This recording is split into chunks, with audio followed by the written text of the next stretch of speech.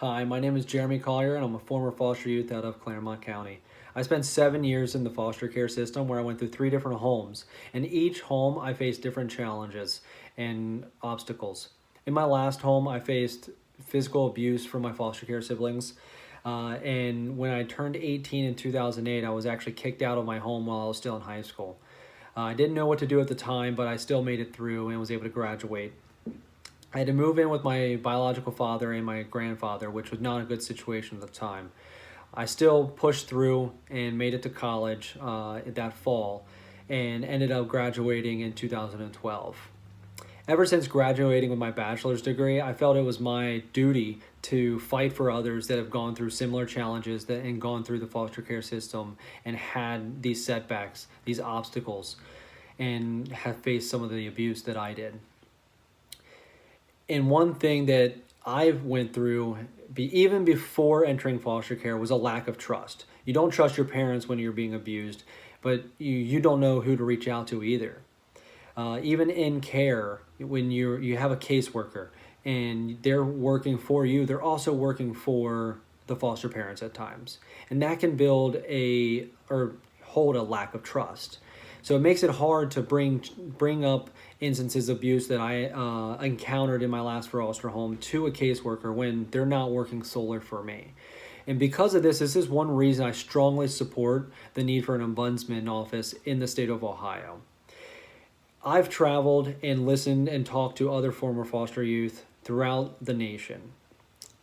And I constantly hear the same thing, that lack of trust, not having somebody that they can confide in, they can reach out to and know that is working solely for them.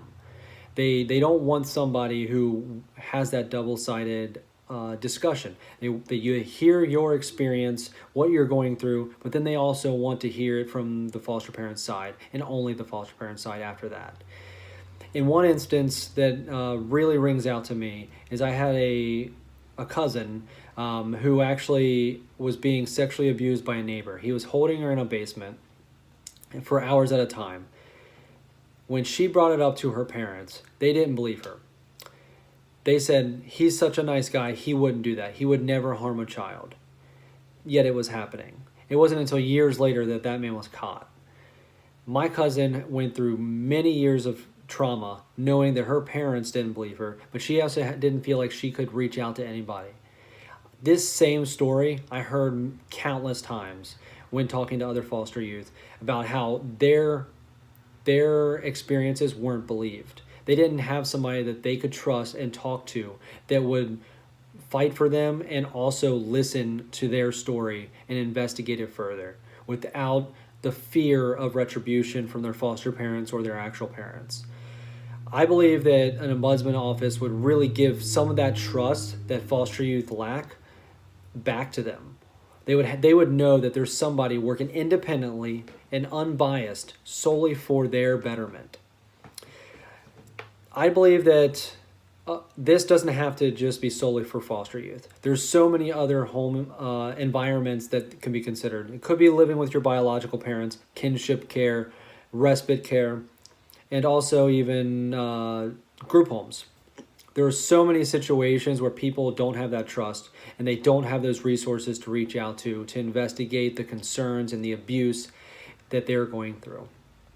One last thing is I truly believe that it is important that this type of office have somebody who's experienced these hardships, has experienced foster care.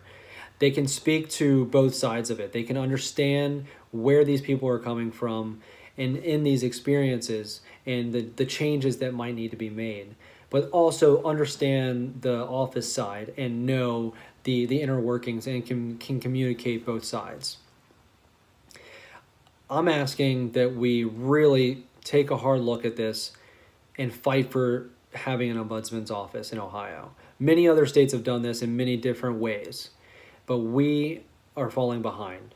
We need to band together, listen to these stories, hear these people out, hear the experiences that people are going through and why they need somebody that's fighting for them on a daily basis. We need to give voice to the voiceless and fight for America's forgotten children, foster youth. Please take this into consideration and help us, myself, and other foster care advocates have this office created and fight for these children. Thank you for consideration.